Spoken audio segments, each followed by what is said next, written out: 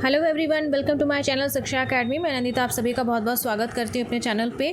और जैसा कि स्क्रीन पर आप देख सकते हैं, आज हम बात करने वाले हैं जो आपका सब्जेक्ट है, पेपर कोड है जो आपका 107 है। सब्जेक्ट का नाम है assessment of teaching and learning. अगर इसको हिंदी में बात करते हैं तो शिक्षण और अधिगम का आकलन। ठीक है, ये सब्जेक्ट काफ़ी इंपॉर्टेंट है और आज हम कुछ इंपॉर्टेंट एमसीक्यूज़ को यहाँ पे डिस्कस करेंगे और जिसको यहाँ पे पार्ट 1 में बनाया गया है। उसके बाद ऐसे ही सीरीज़ में करके पार्ट 1 पार्ट 2 करके कुछ एक इंपॉर्टेंट वीडियोस आपकी इस सब्जेक्ट से रिलेटेड और बाकी सब्जेक्ट से रिलेटेड ही आएंगी और मोस्टली वो वीकली बेसिस पे आएंगी।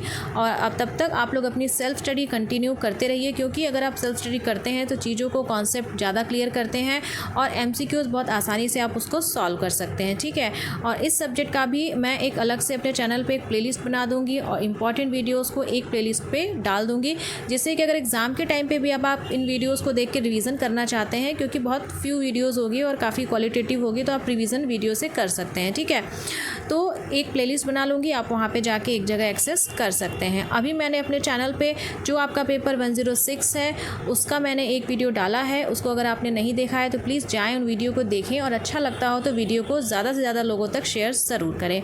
तो चलिए इस वीडियो को शुरू करते हैं और मेरी रिक्वेस्ट है कि वीडियो को लास्ट तक ज़रूर देखिएगा।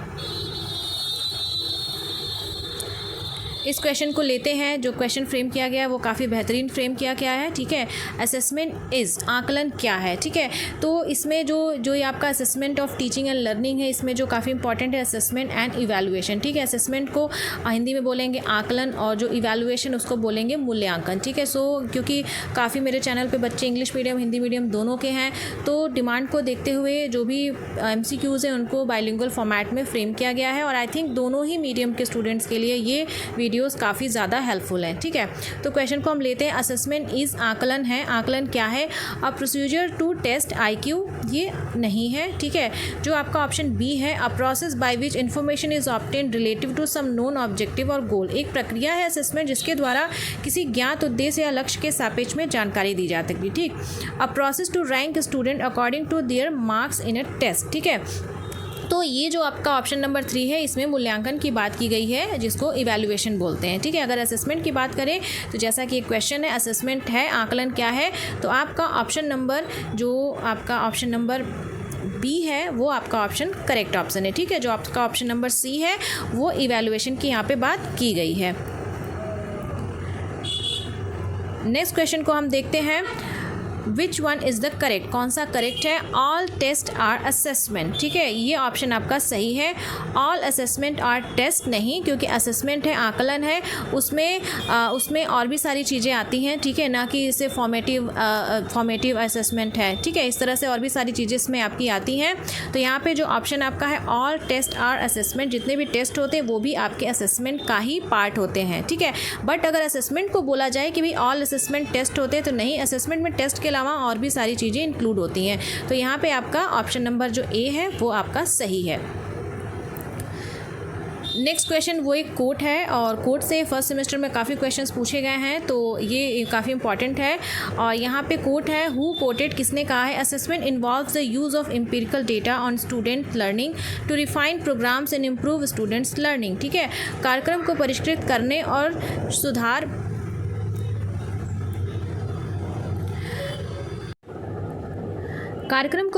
करने और छात्र सीखने में सुधार करने के लिए ज्ञान कौशल दृष्टिकोण और विश्वासों पर अनुभवजन्य डेटा या दस्तावेजीकरण और उपयोग करने की व्यवस्थित प्रक्रिया को मूल्यांकन के रूप में जाना जाता है। ये कोट है और ये कोट किसने कहा है? ऑप्शन है आपका एलन, ये ऑप्शन आपका सही है।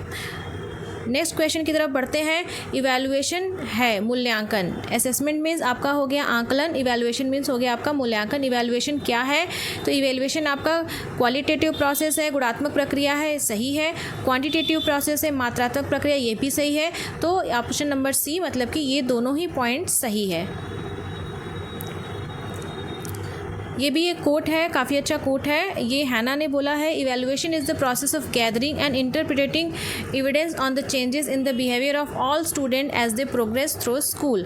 मूल्यांकन क्या है? सभी छात्रों के व्यवहार में परिवर्तन पर जानकारी इकट्ठा करने और व्याख्या करने की प्रक्रिया है जब वे स्कूल के माध्यम से प्रगति करते हैं। ठीक है, कोट देखिए, आप कोट को ऐसे भी याद करिए कि जैसे कोट है और ये आप लर्न करिए कि किसने दिया है। तो जब तक आप कोट को समझेंगे नहीं, क्योंकि आपको कोट को ऐसे भी क्वेश्चन आ सकता है, आप सब्जेक्टिव में अगर इवैल्यूएशन का क्वेश्चन आता है कि भाई इवैल्यूएशन क्या है, असेसमेंट क्या है, तो वहाँ पे भी आप डिफिनीशन में आप इस कोट का यूज़ कर सकते हैं कि भाई हैना ने ये कहा है, ये कोट कहा है। क्योंकि आप अच्छे से ब्यूटीफुली अगर कोट के फॉर्म में लिखते हैं तो काफ़ी आपको अच्छे नंबर डेफिनेटली मिलेंगे। ठीक है, तो ये आप कोट को अलग से भी कॉपी में आप लिख सकते हैं अपने सब्जेक्ट के। नेक्स्ट क्वेश्चन देखिए, aim of assessment is, assessment या आकलन का उद्देश्य क्या है? ग्रेड द स्टूडेंट, नहीं, असेसमेंट का ये उद्देश्य नहीं है कि ग्रेड करना है। मीज़र IQ ऑफ स्टूडेंट, ये भी नहीं है। कंपेयर स्टूडेंट्स एबिलिटी, ये भी नहीं है। Improve the quality of student, तो ये आपका ऑप्शन सही है। असेसमेंट का ये एम है, improve the quality of students. ठीक है, नेक्स्ट क्वेश्चन देखिए, असेसमेंट है, आकलन क्या है? कंटिन्यूस प्रोसेस है, स्टैटिक प्रोसेस है, दोनों है, नन ऑफ द अबव। तो यहाँ पे असेसमेंट आपका एक कंटिन्यूस प्रोसेस है। ठीक है, कंटिन्यूस मतलब कि ये हमेशा एक सतत प्रक्रिया है, हमेशा ये चलता रहता है। क्वेश्चन नंबर यहाँ पे 8 देखते हैं। ऑप्शन में पूछा गया है कि कौन सा ऑप्शन सही है। तो पहले हम ऑप्शन को रीड करते हैं। पहला ऑप्शन दिया गया है, assessment is used to improve the quality of students while evaluation is used to rate और रैंक द स्टूडेंट्स। तो यहाँ पे कहा गया है कि जो आकलन है, जो असेसमेंट है, उसका उपयोग छात्रों की गुणवत्ता में सुधार करने के लिए किया जाता है, जबकि मूल्यांकन का उपयोग छात्रों को रेट या रैंक करने के लिए किया जाता है। ये ऑप्शन आपका सही है। दूसरे ऑप्शन को भी एक बार देखते हैं, assessment is use to rate और रैंक, यहाँ पे ऑप्शन को रिवर्स कर दिया गया है। ठीक है, और यहाँ पे थोड़ी प्रिंटिंग मिस्टेक है, टाइपिंग मिस्टेक है, कह सकते हैं टाइपिंग मिस्टेक है यहाँ। आकलन का उपयोग छात्रों को रेट या रैंक करने के लिए किया जाता है, जबकि गलत है, वो मूल्यांकन होता है। और मूल्यांकन का प्रयोग छात्रों की गुणवत्ता में सुधार करने के लिए किया जाता है, तो ये गलत है, यहाँ पे आकलन होगा। ठीक है, तो यहाँ पे आपका ऑप्शन नंबर 1 सही है। और इसी तरह के घुमा फिरा के क्वेश्चंस सीटेट में अक्सर पूछे जाते हैं। असेसमेंट और इवैल्यूएशन जो आपका चैप्टर है वो बहुत ही ज़्यादा इंपॉर्टेंट है, उसको बहुत ही अच्छे से पढ़िएगा, क्योंकि ये आपके सिलेबस में सीटेट में है। ठीक है, नेक्स्ट क्वेश्चन की तरफ आगे बढ़ते हैं। Question number 9, what is the objective of evaluation? ठीक है, मूल्यांकन का क्या उद्देश्य है? To determine the relative effectiveness of the programme, ये सही है। To make reliable decisions in educational planning, ये भी आपका ऑप्शन सही है। To ascertain the worth of time, energy and resources invested in the educational programme, ठीक है, ये भी आपका सही है। तो इस क्वेश्चन के लिए ये सारे ही ऑप्शन सही हैं। ठीक है, अब यहाँ पे देखिए ऑब्जेक्टिव ऑफ इवैल्यूएशन का क्वेश्चन पूछा गया है, तो ये आपके तीनों ऑप्शन सही हैं। तो इसको आप एज अ ऑब्जेक्टिव भी क्वेश्चन को देख सकते हैं। और कभी आपको अगर इवैल्यूएशन से रिलेटेड क्वेश्चन आ गया कि what is the evaluation and right objectives of the evaluation, तो ऊपर आपने इवैल्यूएशन का एक कोड देखा है, वो आप लिख दीजिए। उसके बाद ये 1 2 3 ये ऑब्जेक्टिव आप लिख दीजिए। ठीक है, तो ऐसा नहीं है कि जो ये वीडियोज़ में बना रही हूँ उसको आप सिर्फ ऑब्जेक्टिव पॉइंट ऑफ व्यू से ही देखें, इसमें चीज़ों को समझें, कॉन्सेप्ट को समझें, और क्योंकि ये वीडियो सिर्फ ऑब्जेक्टिव में नहीं, सब्जेक्टिव में भी आपको हेल्प करने वाली हैं। नेक्स्ट क्वेश्चन की तरफ पढ़ते हैं। क्वेश्चन नंबर 10, क्वेश्चन नंबर 10 है आपका, assessment can be classified into, जो आकलन है उसको वर्गीकृत किया जा सकता है। ठीक है, तो यहाँ पे कई तरह से ऑप्शंस फ्रेम किए गए हैं। जैसे पहला ऑप्शन देखते हैं, 2 कैटेगरीज में फ्रेम किया गया है, टीचर मेड और स्टैंडर्डाइज्ड। ठीक है, शिक्षक निर्मित और मानकीकृत। ठीक है, तो आपका ये ऑप्शन सही है। और इसमें टीचर मेड है, स्टूडेंट मेड है, तो भाई स्टूडेंट मेड तो नहीं होगा, ये गलत है। यहाँ भी स्टूडेंट मेड, यूनिवर्सिटी मेड, ये भी गलत है। ठीक है, तो यहाँ पे स्टूडेंट मेड नहीं होगा। ठीक है, यहाँ पे ऑप्शन नंबर 1 सही है। क्वेश्चन नंबर 11 को देखिए, टाइप्स ऑफ असेसमेंट क्या है? तो फॉर्मेटिव है, कंटिन्यूअस है, डाइवर्जेंट है, कन्वर्जेंट है, ये सारे ही असेसमेंट के टाइप्स हैं। क्वेश्चन नंबर 11-12 को हम लोग देखते हैं। यहाँ पे diagnostic assessment is also known as, नैदानिक आकलन को किस और नाम से जाना जाता है? तो यहाँ पे जो आपका हो गया प्री असेसमेंट। ठीक है, ये आपका सही ऑप्शन है, प्री असेसमेंट, पूर्व आकलन। क्वेश्चन नंबर 13 को हम लोग देखते हैं, विच असेसमेंट मेथड इज़ फास्टेस्ट? ठीक है, कौन सी फास्टेस्ट असेसमेंट की मेथड है, आकलन की कौन सी विधि है? तो ऑप्शन नंबर जो आपका सी है, ई असेसमेंट, वो आपका फास्टेस्ट होगा। ई असेसमेंट से रिलेटेड यहाँ पे काफ़ी अच्छे क्वेश्चंस फ्रेम किए गए हैं। E assessment was first used by, किसने सबसे पहले यूज़ किया था? तो by university of Illinois in 1960। ठीक है, ईयर भी यहाँ पे इंपॉर्टेंट है, आप इसको बहुत आराम से देखिएगा, और यूनिवर्सिटी का नाम भी इंपॉर्टेंट है। ठीक है, 2 यहाँ पे क्वेश्चन है, first used bye university of Illinois, और कब यूज़ किया गया अगर पूछता है तो 1960 में। What was the name of the first generalise e assessment system developed by Illinois university in 1960? ठीक है, उसका क्या नाम था? उसका नाम था यहाँ पे प्लेटो। ठीक है, यहाँ पे कई सारे क्वेश्चंस हैं कि भाई ई असेसमेंट जो सबसे फास्टेस्ट मेथड होता है और कब ये लाया गया 1960 में, कौन सी यूनिवर्सिटी? तो इलिनॉइस यूनिवर्सिटी। ठीक है, और उसका नाम क्या था जो फर्स्ट वहाँ पे असेसमेंट सिस्टम बनाया गया ई असेसमेंट सिस्टम? तो उसका नाम था प्लेटो। तो एक ही क्वेश्चन से कई सारे क्वेश्चन फ्रेम किए जा सकते हैं। क्वेश्चन नंबर 16 को देखते हैं। इन पीयर असेसमेंट सहकर्मी आकलन में क्या होता है? जो पीयर असेसमेंट होता है उसमें क्या होता है कि स्टूडेंट ही एक दूसरे का आकलन करते हैं, स्टूडेंट assess each other। ठीक है, फुल फॉर्म ऑफ CC यहाँ पे काफ़ी इंपॉर्टेंट है, कंटिन्यूअस एंड कॉम्प्रिहेंसिव इवैल्यूएशन। ये काफ़ी ज़्यादा इंपॉर्टेंट है, इस टॉपिक को आप लोग अच्छे से ज़रूर पढ़िएगा, सीटेट में भी ये इंपॉर्टेंट है, काफ़ी ज़्यादा आता है।